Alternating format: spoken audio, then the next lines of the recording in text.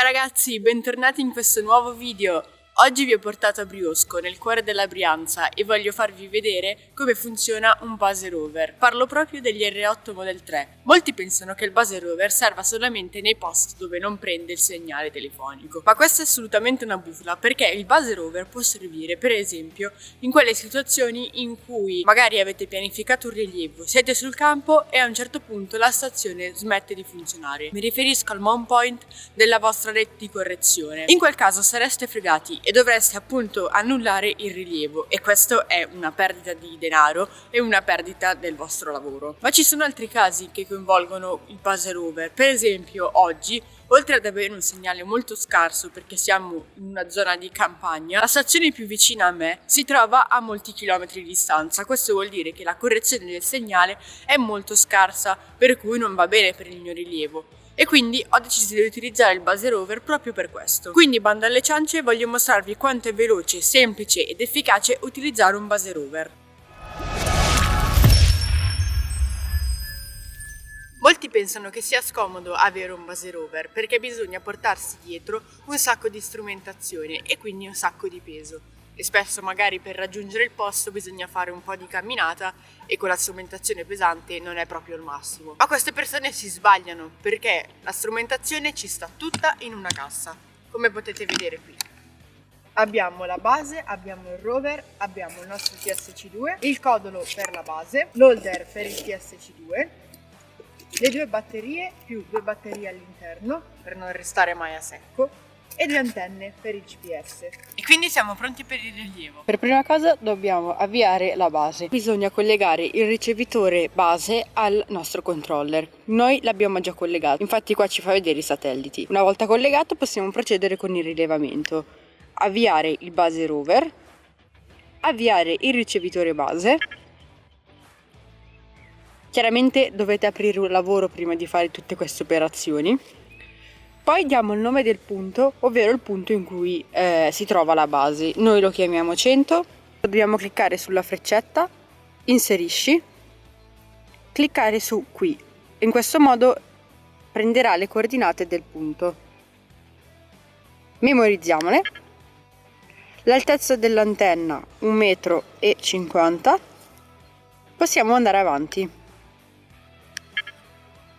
E adesso la base è già avviata, come possiamo leggere da questa scritta. Non ci resta che accendere il rover. A questo punto ci colleghiamo al nostro ricevitore rover. Configurazione, controller, Bluetooth. Al posto di R8 base selezioniamo l'R8 rover. Accetta. A questo punto, come possiamo vedere, i ricevitori si sono collegati. Infatti possiamo vedere la radio, non vuol dire che stanno comunicando. Rilevamento, base rover, avvio rilevamento.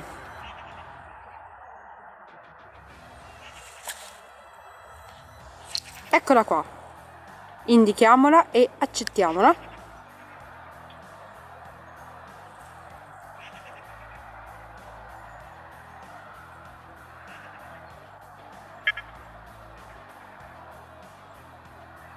L'inizializzazione è stata completata, ora possiamo procedere con il nostro rilievo, quindi rilevamento, misura punti e partiamo. Battiamo il primo punto, 101,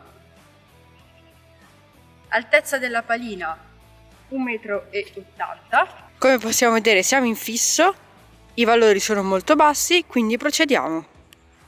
Enter e misurare. Passiamo al punto 102.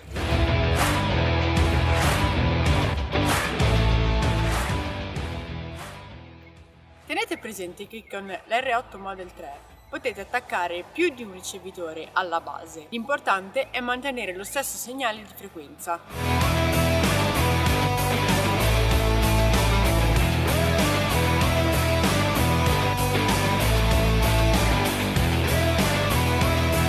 Tenete presente che l'R8 Model 3 dispone della costellazione GLONASS, ma non solo, anche Galileo, e infatti non è da tutti avere una base con queste caratteristiche.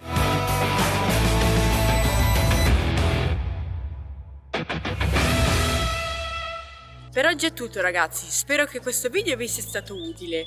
Fatemi sapere nei commenti voi che attrezzatura utilizzate, soprattutto rover o base rover. Vi ricordo di mettere un like se il video vi è piaciuto, di iscrivervi al canale se volete far parte della community e se vi interessa la strumentazione R8 Model 3 GLONASS Galileo con Trimble TSC2 o un altro controller, potete contattarmi direttamente, trovate tutti i recapiti in descrizione, quindi non fatevi problemi, chiamatemi, scrivetemi, fate quello che volete. Per oggi vi saluto e ci vediamo al prossimo video, ciao!